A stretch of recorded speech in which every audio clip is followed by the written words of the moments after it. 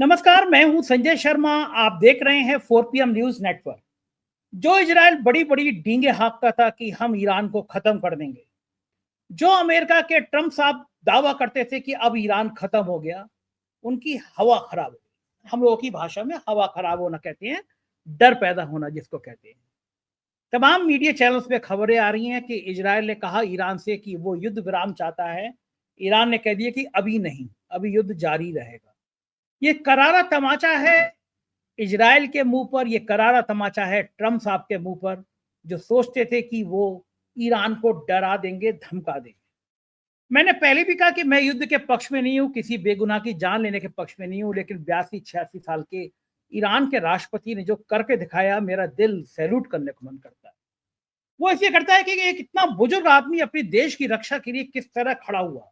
उन ताकतों के जो विनाशकारी ताकतें हैं, जो दुनिया को अपनी सत्ता के दम पर मिटा देने का दम रखती हैं, उनके घमंड को किस तरह इस ईरान के राष्ट्रपति ने तोड़ दिया। कह रहा है कि अभी युद्ध विराम नहीं, लड़ लो पहले, तुम, हम बताते हैं तुम्हें लड़ाई कैसे होती है। खेल क्या है, ईरान के पीछे ताकत क्या है, ईरान किस तरह से इन ताकतों को मुंहतोड़ जवाब दे रहा है। मैं लेके चलता हूं आपको राशिद जहीर के पास। बहुत अध्ययन करते हैं, ईरान इजराइल के पत्रकारों से बातचीत करते रहते हैं। सुनिएगा, एक रोचक बातचीत है और भक्तों के दिलों पे आज सांप लौट रहा होगा जब उन्होंने सुना होगा कि उनका आका देश इजराइल सरेंडर कर चुका है। सरेंडर पे मैं और ज्यादा बातें नहीं करूंगा, वरना अर्थ का अनर्थ हो जाएगा। आप जानते हैं आजकल सरेंडर को लेके क्या क्या चल रहा है। चलते हैं राशिद जहीर के पास। आपसे रिक्वेस्ट है चैनल को सब्सक्राइब करना और ज्वाइन करना ना भूलें। सुनते हैं क्या कह रहे हैं राशिद जहीर। राशिद जी, मैंने कुछ दिन पहले आपसे कहा था कि मैं युद्ध के पक्ष में नहीं हूं, मैं बिल्कुल नहीं चाहता कि किसी भी बेगुनाह की हत्या हो, लेकिन मैंने आपसे कहा था कि मैं 82-86 साल के आदमी का मुरीद हो गया। इस उम्र में ये हिम्मत, ये जज्बा, अपने देश की एकता अखंडता के लिए अपने आप को कुर्बान करने का फैसला, और जो ईरान के राष्ट्रपति ने कहा किया, मरते सब हैं, जिंदा कोई नहीं रहता दुनिया में, लेकिन कुछ लोग इतिहास बनाते हैं। और ईरान ने बड़ी बड़ी ताकतें जो समझती थी कि वो दुनिया को झुका सकती हैं, उनके गाल पर करारा तमाचा मारा है। मैं आज एनडीटीवी की खबर देख रहा था, उस पर चल रही थी कि इजराइल ने ईरान को युद्ध विराम का प्रस्ताव भेजा है और ईरान ने कहा कि अभी युद्ध विराम नहीं होगा। मतलब जब अमेरिका ने भी ईरान पर बम बरसा दिए, इजराइल ने भी पूरा अटैक कर दिया, लेकिन इसके बावजूद अमेरिका को लगता था कि उसके जहाज आएंगे, 3-4-5 बम गिराएंगे और डर जाएगा ईरान। लेकिन ईरान ने कह दिया कि इजराइल से कि अभी युद्ध विराम नहीं होगा, युद्ध जारी रहेगा।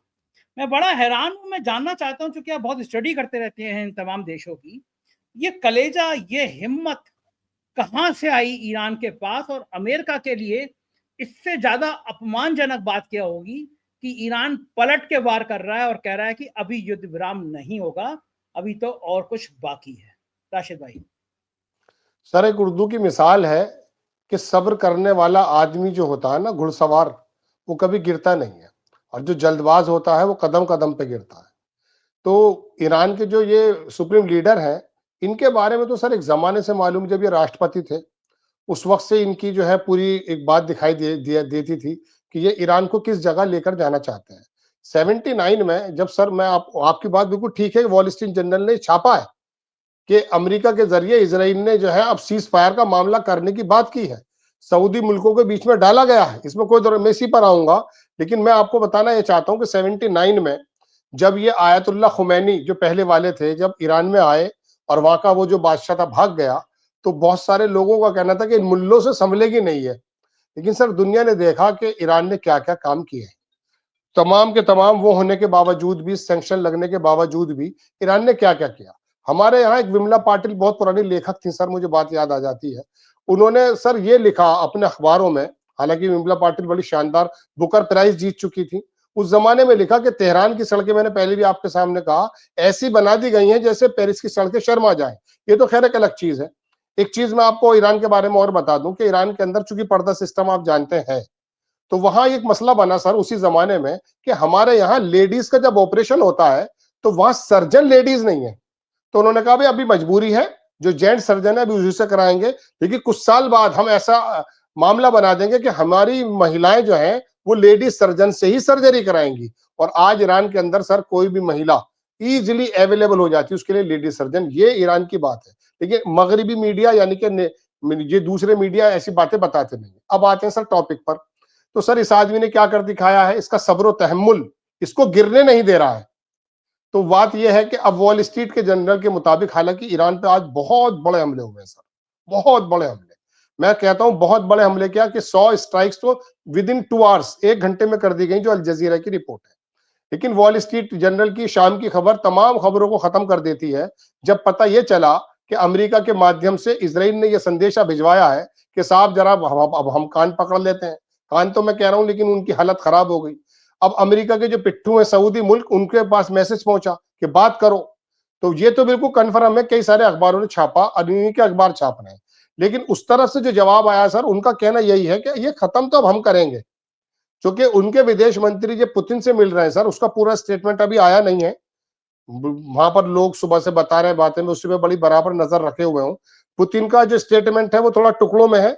उन्होंने पूरी तरह से उनको जो है आश्वस्त किया है। और सबसे बड़ी खबर से इसमें यह है सर कि खामनेई साहब का लेटर लेकर विदेश मंत्री पहुंचा है रूस, और वहां पर लेटर दिया है पुतिन को। अब चूंकि पुतिन के साथ एक दिक्कत है सर, जो इतने दूसरे मीडिया है वो ये कह रहे हैं कि बस आकर के रूस जो है तबाह कर देगा। रूस ऐसा नहीं करेगा। 16 लाख लोग दरअसल इसराइल के अंदर रूसी हैं। और अभी आपने 4-5 रोज पहले सुना होगा कि रूस के पुतिन का बयान ये आया था कि हमारी जबान बोलते हैं ये। 1948 में जब ये बना था सर, तो उस जमाने में तमाम ये इसराइली जो बाहर के नए आए थे, वहां रहते थे, वो तो सब जो है रशियन ही बोला करते थे, रूसी बोलते थे। तो उनका वो डायरेक्ट हमला तो इसराइल पे नहीं करेगा, लेकिन उसने ये आश्वस्त कर दिया है कि आपको क्या क्या चीजें चाहिए। एक चैनल के मुताबिक तो सर उन्होंने कहा भाई हमें इस तरह की चीजें चाहिए कि अमेरिका और इसराइल का जितना भी ये सिस्टम काम करता है, हम उस पर किस प्रकार से अपनी जेर गिरफ्त में ले लें, पता चल जाए कि ये क्या क्या करने वाले हैं। क्योंकि रूस इस मामले में बड़ा माहिर है सर। रूस ने इस बारे में बड़ी तरक्की की है, रूस का दुनिया में नाम है। उसने वो पूरी की पूरी एक्सेस देने की बात की है। और जो भी उन्हें उसने कहा कि सिर्फ मुझे ये बताओ मुझे मदद क्या करनी है। और उसने एक अल्फाज ये कहा कि तुम्हारा दुश्मन और मेरा दुश्मन एक है। अब वो अमेरिका की बेसिस पे हमला ही कराना चाहता है ईरान के माध्यम से, लेकिन ईरान बहुत समझ के चल रहा है। अब ये वाली जो बात निकलकर जब से आई है कि इसराइल जो है थोड़ा बात करना चाहता, अमेरिका ने तो कल ही क्लियर कर दिया था। मार्को रूबियो ने कहा कि ये लड़ाई का बढ़ाना और लड़ाई का खत्म करना, ball is in your court. Tehran को बोला उसने, मार्को रूबियो ने। और खुद ट्रंप साहब ने कह दिया था कि हमारी तरफ से मामला खत्म हो गया। अब आ जाते हैं दरअसल कल वाले हमले पर। कल वाला हमला जो हुआ, आज उन्हीं जगहों पर इसराइल ने भी हमले किए हैं, उन्हीं फोर्डो की पहाड़ियों पर। अब अगर वो कल तबाह बर्बाद हो चुकी थे, तो फिर इसराइल को जरूरत क्या पड़ी है। बात यह है सर कि 125 विमान तो थे, 35 और ये तमाम, और यहां से जो कैलिफोर्निया के जो बीचेस से चले हैं, 37 घंटे की प्रवास की है कल अमेरिका के उन विमानों ने, जिसको बी बॉम्बर कहा जाता है। ये इनके पास 19 है। ये 20,000 करोड़ रुपए का सर एक है। बहरहाल 14 वहां से चले बिना किसी को बताए, 7 चले गए किसी नामालूम जगह, और 7 ने 2 बार रिफ्यूल किया। उसके बाद ये डायरेक्ट ईरान पर गए। वहां पर 30,000 केजी का, 18,000 केजी के बम मारे गए। ये अंदर तक वार करते हैं 180, 190, 200 के नीचे नीचे। अब सर वहां पर वो है 250, 300, कोई 600 बताता, कोई 500 बताता है। और वहां पर जो हमले हुए हैं ऊपर से तो वाकई देखे गए जो अब जो सैटेलाइट इमेजेस आई हैं। लेकिन सर दूसरी मीडिया ने यह बताया है कि यहां तो यूरेनियम ही नहीं है। आज अमेरिका का एक बहुत बड़ा अखबार है सर, मैं अभी देख के बता दूंगा आपको, ब्लूमबर्ग है शायद, उसने कहा कि 408 किलो जो यूरेनियम है, हमारी चिंता ये कहां गया। अब सर मैं आपको बता देता हूं ये कहां गया, ये भी मैं बाहर के मीडिया से बता रहा हूं आपको। ये हुआ यूं है कि जो लग्जमबर्ग के लिए चीन के विमान उड़े थे 18, 19, 20 में, वो लग्जमबर्ग के लिए उड़े तो थे, लेकिन चूंकि चीन छुपा लेता अपने विमानों को, ये ईरान में उतरे। अब लोगों का कहना यह है कि साहब वो जो यूरेनियम है वो टोटल जो है इन्होंने ट्रांसफर कर दिया दरअसल चीन के लिए। अब चीन इतना ज्यादा जब काम कर रहा है तो ईरान के तो हौसले अपने आप ज्यादा हो जाएंगे। और ईरान के हौसले तो सर दूसरी तरह से हैं। वहां के लोग सड़कों पर हैं, भले बमबारी हो रही है, वहां का टावर टूट गया। आज मैं ईरान की बात करूं तो ईरान के अंदर जो इन्होंने हमले किए हैं सर, वो वहां पर बहुत नुकसान हुआ है। जो इसराइल का टाइम्स ऑफ इसराइल है, वो ये लिख रहा है कि IRGC जो ईरान का रिवोल्यूशन गार्ड है, उसके एक ही झटके में 100 लोग मार दिए गए। उनका कहना तो ये है। अब चूंकि ईरान के अंदर इंटरनेट बहुत ज्यादा नहीं है तो बहुत खबरें नहीं आ पा रही हैं, लेकिन उनका नुकसान फिर भी निकल कर आया। जेल पर भी इन्होंने किया, IRGC के हेडक्वार्टर पर भी किया, एक यूनिवर्सिटी थी उस पर भी किया। और एक क्लॉक टावर, ये जो सुप्रीम लीडर है 2017 में या 16 में मेरे ख्याल से इन्होंने उसको बनाया था, और इन्होंने कहा था 25 साल का समय है, दरअसल इसराइल खत्म हो जाएगा, उसको भी उड़ा दिया इन्होंने। लेकिन बाद में फिर ईरान ने जो हमला किया है सर, तो उसके अंदर यह हुआ कि 8,000 घरों के अंदर अब इसराइल के अंदर लाइट नहीं है, खत्म हो गई। उन्होंने बिजली के स्टेशन उड़ा दिए हैं, हाइफा को फिर दोबारा हिट कर दिया है, और बहुत सारी जगहों पर ईरान ने नए नए मिसाइल्स मारे हैं। आज मिसाइल्स की डिटेल भी दी है ईरान ने। तो ये टोटल सिनेरियो है। तो अब ईरान जो है सर, अगर उसे वाकई, जैसा कि अभी मैंने कहा ना, रूस की खबरें आनी बाकी हैं, ये शुरुआती बातें बताई, अगर रूस की तरफ से, क्योंकि रूस खाली अपना आप नहीं कहेगा, चीन कहेगा उससे कि ये देना ये नहीं देना। चीन डायरेक्ट तो आता नहीं है लड़ाई में, वो रूस को डिक्टेट करेगा कि आप ये दीजिए ये दीजिए ये दीजिए, तब जाकर के कुछ काम बनेगा। एक खबर सर सीरिया से आ रही है, वो हालांकि पुष्टि हम नहीं कर रहे अभी, लेकिन सीरिया की एक बेस पर हमला हुआ है अमेरिका की। सीरिया की एक बेस है वहां, हालांकि अमेरिकियों ने पिछले साल जब वहां पर, सॉरी, वो बशर उल असद का तख्ता पलटा था, वहां से वापस आने की बात कर ली थी, लेकिन चूंकि कुर्द लोग हैं वहां पर, वो जो सरेंडर कर गए थे, तो उसकी जो पुष्टि है यहाँ भारत के जो चैनल 18 है, ये तमाम तो लोग बता रहे हैं हमला हो गया। दरअसल मैं एक बात और बताऊं सर, बहुत सारी खबरें तो मेरे ख्याल से जो इंटरनेशनल नेता है वो भारत की खबरें सुन के ही शायद सीना पीट लेंगे। यहाँ मैंने देखा सर, जितने भी मैंने जब सुना दोपहर के सीरिया पे हमला हो गया, तो मैंने देखा, तो यकीन मानिए मैंने ये सर्च किया गिरोह पे जाकर के कि कोई विदेशी संस्थान का मुझे लिंक मिल जाए जो ये बताया कि सीरिया पे हमला हुआ है।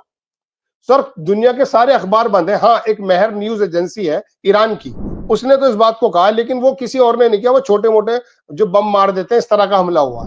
यहाँ का मीडिया ये परेशान है कि बस हम अमेरिका को ये बता दें कि तेरी बेस पे हमला हो गया है, अब तू ईरान को खत्म कर दे। अब क्योंकि उसने अल्टीमेटम दे रखा है कि अगर हमारी बेसेस हिट हुई तो हम हमला करेंगे। अब मगर वो बात यह है कि वो हिंदी नहीं जानते ट्रम्प साहब। अगर वो हकीकत में ये पढ़ लेना कि 35 मिनट की बात, ये कह रहे हैं कि 35 मिनट, सर उसकी 35 मिनट की बात ही नहीं हुई है। ट्रम्प साहब थोड़े इतने ज्यादा दिखाने वाले आदमी हैं, वो मिनट मिनट में बातें करते हैं। इस मुलाकात का उन्होंने कोई ज्यादा जिक्र नहीं किया कि मोदी को मेरी बात हुई है, ये 35 मिनट बताए जा रहे हैं। तो बात ये कि ये हिंदी, ये जो हमारा गोदी मीडिया, सर मैं प्रिंट मीडिया की बात भी कर रहा हूँ, इतना ज्यादा चीख रहा था सर मुझे। और वहां पर सर हो सकता है कोई कबूतर ही गिरा हो, सीरिया में कोई बड़ा हमला नहीं हुआ। ये चाह रहे हैं कि किसी प्रकार से अमेरिका की बेस पर हमला कर दे ईरान, और उसके बाद फिर ये सुलटा देगा। जी हाँ, वो तो पूरे देश ने देखा था कि इस्लामाबाद पे कब्जा हो गया, कराची पे कब्जा हो गया, लाहौर में सेना घुस गई, पाकिस्तान खत्म हो गया, पाकिस्तान के सेना अध्यक्ष बदल दिए गए हैं, भाग गए हैं राष्ट्रपति। ये तमाम चीजें हमारे बड़े बड़े चैनलों पर दिखाई गई। सुधीर चौधरी जी उस समय में एक टाइम में बहुत क्रांति किया करते थे, आजकल सरकारी चैनल पे क्रांति कर रहे हैं वो। इस तरह के तमाम गोदी मीडिया के पत्रकार हैं जो इस तरह की खबरें फैलाने में माहिर हैं। लेकिन आप सही कह रहे हो कि हिंदी की खबरें वहां पे जाती नहीं है, इसलिए उनको, ट्रंप को पता नहीं चलता है। वरना कहें कि इतनी क्रांति की बातें तो मैं भी नहीं करता हूं जितना ये गोदी मीडिया कर रहा है। लेकिन इस पूरे युद्ध में एक चीज सामने निकल के आई कि जो अमेरिका की दादागिरी थी, जो ट्रंप की रणनीति थी, ट्रंप की राजनीति थी, उसको बहुत बड़ा धक्का पहुंचा है। अमेरिका में कई जगह पे ये विरोध प्रदर्शन शुरू हुए हैं, क्योंकि एक बार अमेरिका देख चुका है, पहले भी सद्दाम हुसैन के बाद अफगानिस्तान में जिस तरह सैकड़ों की संख्या में अमेरिकी सैनिक शहीद हुए, उनके शव लाए गए थे, तब भी बड़ा विरोध था कि अमेरिका में कि इस युद्ध का मतलब क्या है, अमेरिका को क्या जरूरत है। मैं ये जानना चाहता हूँ राशिद की, क्या जरूरत थी अमेरिका को ईरान में बम गिराने की? क्या अमेरिका को लग रहा था कि उसकी दादागिरी कुछ कम है, उसका प्रभाव कुछ कम हो रहा है? जरूरत क्यों आन पड़ी कि जाके और ईरान पे बमबारी कर दे? इसके पीछे आपको क्या लगता है? सर, इसके बारे में अगर मैं आपको एक ऐसी बात बताऊं जो अभी तक हिंदुस्तान के किसी भी संस्थान पे नहीं है, और वो मैं साबित कर दूंगा कि अमेरिका के सोशल प्लेटफॉर्म्स पे खबरें ये चल रही हैं कि अभी 1.5 महीने पहले ईरान के बारे में नेतन्याहू से ट्रंप ने यह कहा कि आप जरा लिमिट में रहिए, हमारी जो बातचीत चल रही है उसमें ईरान भी शामिल है। आप यकीन मानिए नेतन्याहू को लकवा मार गया था कि मैं तो इसे अपना आदमी समझ रहा हूं, इसने तो हर बात में, वो जो बातचीत चल रही थी ना उन दिनों गाजा को लेकर के, उसमें ईरान भी शामिल है। ईरान की नेगोशिएशन नहीं, गाजा के बारे में भी ईरान शामिल है। तो ये सुन करके सर, पिछले 1.5 महीने पहले किसी को मालूम नहीं था कि दरअसल 2 महीने पहले कि ये ट्रंप साहब ये ऐसा करेंगे। अब ट्रंप साहब ने किया क्यों है सर, पूरी दुनिया जानती है। एक फाइल्स है, एप्स्टेन फाइल, उसके बारे में सर सोशल मीडिया पे वहां ये चल रहा है कि ट्रंप साहब तो ये कहकर आए थे कि मैं जंगों को खत्म करूंगा। देखिए, मदद तो वो दे रहे थे, इसमें कोई दो राय नहीं, लेकिन खुद वो इन्वॉल्व नहीं होना चाहते थे। हुआ यूं है कि सर, जिस दिन एलन मस्क का इन दोनों से फड्डा हुआ है आपस में, तो एलन मस्क ने आते के साथ ही सबसे पहले एप्स्टेन फाइल का जिक्र किया। उसके अंदर सर ट्रंप साहब का जहाजों के और दुनिया भर के सीन है, उसके अंदर बड़े बड़े नेता इन्वॉल्व हैं, पूरी दुनिया जानती है। उसको जितनी तेजी से चला था वो उतनी तेजी से दबा भी दिया गया। उसके बाद से सर वहां पे सोशल मीडिया में लोगों का कहना यह है कि ट्रंप साहब दरअसल थोड़ा से बैक पर आ गए, कि ये तो क्योंकि ज्यूज लॉबी जो करती है ना सर, वो इसी तरह से काम करती है। सर आप तो पूरी अच्छी तरह से जानते हैं कि जिस जमाने में बाबू जगजीवन राम भारत के प्रधानमंत्री बनने जा रहे थे, लगभग लगभग उस समय सर उनके बेटे का क्या मामला बना था और कौन कौन से उसके अंदर पत्रिकाएं शामिल थी, वो इंदिरा गांधी जी कैसे कंप्रोमाइज कर गए थे। तो ये मामला जब का नहीं है, आज भी ऐसे होता है। दुनिया के बड़े बड़े नेताओं के जो ये ज्यूज लॉबी ने जो पेगासस मानिए या कुछ और मानिए, उसके माध्यम से जो उनके लूप होल्स रखे हुए हैं सर, सोशल मीडिया पे वहां ये कहना है कि दरअसल ट्रम्प साहब इसलिए बैक पे आ गए, और जीव वरना ये तो डीप स्टेट के खिलाफ आए थे। इनको तो किसी मीडिया ने भी सपोर्ट नहीं किया, सिवाय एलन मस्क और दूसरे बिजनेसमैन के, किसी ने सपोर्ट नहीं किया। उसके बिहाफ पे ही आदमी जीत कर आया था। तो उसके बारे में सोशल मीडिया में लोगों, चूंकि वैसी मीडिया का तो हिम्मत नहीं है कोई लिख दे, क्योंकि मैं आपको बताऊं, इंडिपेंडेंट एक चैनल है वहां पर सर, उसकी जो संपादक है वो आप सुनेंगे तो वो इनके दोस्त की बीवी है। तो ऐसे ऐसे तो संस्थान उनके हाथों में है। हम ये सोचते हैं कि हम बड़े तुर्रम खाएं। सर मैं एक बात और कहना चाहूंगा आउट ऑफ टॉपिक जाके, होता यह है सर, हर पत्रकार जो थोड़ा गलतफहमी में शिकार होता है, वो मालूम है क्या सोचता है? वो ये सोचता है कि मेरी खिड़की से बस आसमान दिखता है, जो मुझे पता है वो दुनिया में किसी को नहीं पता। जबकि सर ये तो दरअसल जानकारी है, इसकी कोई वो नहीं है। ये जो मैं बात कर रहा हूँ ये कौन से मटेरियल से बना मुझे मालूम नहीं है, सारी जानकारी का पुलंदा तो मैं नहीं हो सकता, लेकिन गिरोह ने आके तो सबकी जानकारी को खत्म कर दिया। मैं आपको एक बात और कहूंगा आउट ऑफ टॉपिक जाके, आप सुनिएगा प्लीज। मेरी एक मुलाकात बड़े बड़े पत्रकारों में हुई आपके एक प्रोग्राम के माध्यम से। तो सर मैं तो उन्हें सुना करता था, तो सर जब मैंने उनसे सलाम दुआ करी तो सर उन्होंने चार चार उंगलियां मेरे हाथ में दी, पूरा हाथ भी नहीं मिलाया। अब अगर सर वो 30 साल पहले मुझसे पैदा हो गए तो मेरी तो गलती नहीं है इसमें। आप बात करो जानकारी की, अब जानकारी मेरी और आपकी, इसका तो मसला खत्म है, चूंकि गिरोह ने आके खत्म कर दिया। पूरी दुनिया की जानकारी गिरोह पे पड़ी है। खैर, तो मैं अपनी बात पर आ जाता हूं। तो ट्रम्प साहब ने अचानक इसके अंदर जो सर इन्वॉल्व होने की बात कही, सोशल मीडिया पे तो बात है ही है, वरना वो आदमी सर जंगों के अंदर उतरना नहीं चाह रहा था। अलबत्ता वो इसराइल को सपोर्ट जरूर कर रहा था, क्योंकि वहां के जूज लाबी के हाथ में बहुत सारा कुछ है। अचानक ये हमला तो सर वाकई बिल्कुल एक अनएक्सपेक्टेड था। ये जब भी पता चल गया था कि इनको ब्लैकमेल किया जा रहा है, और अब आकर के ये हुआ भी है। लेकिन उन्होंने हमला करते के साथ ही रिपोर्ट ये भी है सर कि 3 दिन पहले ईरान को बता दिया इन्होंने। सर मैंने माफी चाहूंगा, कल सुबह अपने फेसबुक पेज पे लिखा एक और बालाकोट तो नहीं है, तो वजह उसकी ये थी, वो मैंने आगे नहीं लिखा कुछ भी, वो लोग आ जाते हैं वरना फिर कुछ कहना है। तो मेरे कहने का मतलब ये है कि एक खबर तो ये है सर कि वो 3 दिन पहले ईरान को बता दिया गया था। ईरान ने सारे के सारे, वो सैटेलाइट की इमेजेस आ चुकी हैं, 16 ट्रक निकल के जा रहे हैं वहां, सारी की सारी 400 किलो जो यूरेनियम थी वो वहां से निकल के जा चुकी है। वरना जो एटॉमिक एनर्जी का डायरेक्टर है वो ये कह रहा है कि साहब अगर वहां पर इतना हमला किया है, 14 बम बड़े दो एक जगह और 12 एक जगह, जब बम मारे गए तो तापकारी यानी कि मौसम के अंदर चेंजेस आ जाने चाहिए थे। वहां का तो ईरान का एक रिपोर्टर पहुंच गया उसी जगह कि यहाँ पे तो कुछ हुआ ही नहीं है। तो कहने का मतलब यह है कि वहां पर हो सकता है इनकी कोई नूरा कुश्ती हो। इन्होंने कहा भाई मुझे अपनी जान बचानी है, ईरान के पजेश्कियां से कह दिया हो तुम समझो बात को, मैं इस तरह से करने जा रहा हूं। और सर कोई रिटेलिएट नहीं किया ईरान ने। ईरान के पास S-300 है, अब तो वो S-500 मांगे आज उन्होंने रूस से। S-300 उनके पास है, एक रिटेलिएट 125 विमान दूसरे और 7 विमान सर ये बी बॉम्बर, ये गए वहां पर, और बाकी रिफ्यूलिंग दूसरे भी थे। लगभग 150 पौने 200 का हमला था, एक चीज नहीं गिरा पाए। आज गिरा दिया उन्होंने फड़ाक देनी, 900 हार्मेस मारे 2। अभी इसराइल ने जो हमले किया तो 2 गिरा दिए उन्होंने, उसकी तस्वीरें भी सारी आ चुकी हैं। तो वहां पर क्या है, अब दुनिया के लोग इसी बात पे कह रहे हैं कि ट्रम्प साहब ने जैसे ही हमला किया उसके बाद ही कहा भाई हमने जो है बहुत शानदार हमला कर दिया, खत्म करके रख दी सारी तंजीबात, मतलब न्यूक्लियर जितना मवाद था।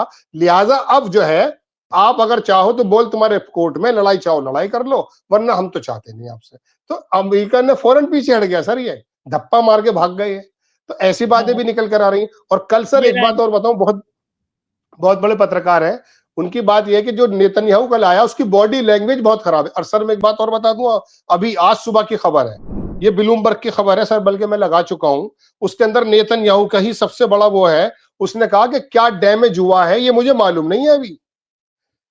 आज नेतन्याहू की तरफ से ये बात आई है, मैं बल्कि हमारे एडिटर को मैं दे दूंगा कि नेतन्याहू इस बात को खुद बोल रहा है कि क्या क्या हमला वहां हुआ है मुझे मालूम ही नहीं पता चल पा रहा है कि क्या है। अब ये अमेरिका के बड़े अखबार ने छापा है सर, तो ये अब ये वाली तमाम बातें निकल करके आ रही हैं, देखिए क्या होता है जी। ये बात तो बिल्कुल ठीक है कि इजराइल को समझ में आ गया कि इतना छोटा सा मुल्क, इतनी छोटी आबादी और फ्रंट उसने इतने सारे खोल लिए हैं। लेकिन भारत में भी क्या हुआ, भारत की सरकार को सब, सोनिया गांधी ने, अखिलेश यादव ने धुतकारा और ये कहा कि ईरान से हमारे इतने ज्यादा अच्छे संबंध रहे हैं, इतने अच्छे रिश्ते रहे। अटल बिहारी वाजपेयी भी ईरान के इतने करीब रहे हैं। हिंदुस्तान के शिया मुसलमान ईरान से बहुत जुड़े हैं, हमेशा सरकार के समर्थन में भी काफी शिया रहते हैं। लेकिन क्या समझ में नहीं आया सरकार को कि अब मोदी जी को इतने दिनों बाद ईरान के राष्ट्रपति से फोन पे बात करने की जरूरत पड़ी? क्या भारत सरकार को बहुत पहले फैसला नहीं करना चाहिए था कि ईरान का साथ देना चाहिए? इजराइल के पक्ष में इतना रहने की वजह क्या है? क्योंकि लोग जो भक्त हैं, जिनके दिमाग में गोबर भरा है, वो इसी बात से खुश है कि साहब ईरान मुसलमानों का राष्ट्र है और मुसलमानों की हमने ऐसी तैसी कर दी। जैसे मैं अपने कुछ साथियों से पूछता हूँ जिनके व्यापार धंधे 2014 से 11 साल में ठप हो गए, आधे भी नहीं रह गए, मैं उनसे पूछता हूँ क्या हाल चल रहा है, आप तो भगवान विष्णु जी मानते थे मोदी जी को, कहते हैं कि यार बाकी धंधे तो चौपट हो गए लेकिन अब्दुल की चूड़ी टाइट हो गई। तो फिर मैंने एक दिन उनसे विस्तार से पूछा अब्दुल की चूड़ी कैसे टाइट हो गई? बोले मुसलमानों पे बड़ा कहर टूट रहा। तो मैंने उनको समझाया, मैंने कहा अब्दुल जो है वो पिंचर वाले से तुलना करते हैं ना मुसलमानों की। मैंने कहा जो 100 रुपए का रेट था वो तो पिंचर वाले ने 150 कर दिया, वो तो आराम से कमा रहा है।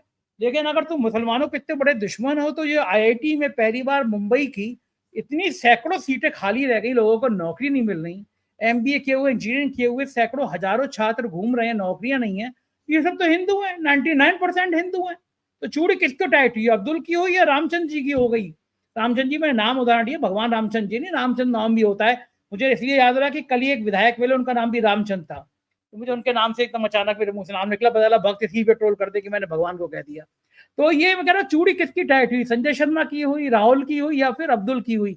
लेकिन लोग भक्त खुश है साहब, ईरान को तहस नहस कर दिया। अब आज जब इजराइल ने लगभग माफी मांगी है, इस तरह की खबरें चल रही हैं, बड़े बड़े चैनलों पे चल रही हैं, एनडीटीवी तो मैंने खुद देखी थी चलते हुए, तो क्या लगता है कि भक्तों के दिल पे क्या सांप लौट रहा होगा कि यार ईरान तो बहुत भारी पड़ गया, ईरान ने आखिर ऐसा क्यों कर दिया? क्या लग रहा होगा उनको? सर मैं आपकी बात का जवाब देने की थोड़ी जसारत करूंगा, लेकिन वो चीज मेरे हाथ में आ गई, हम अपने लगा भी देंगे।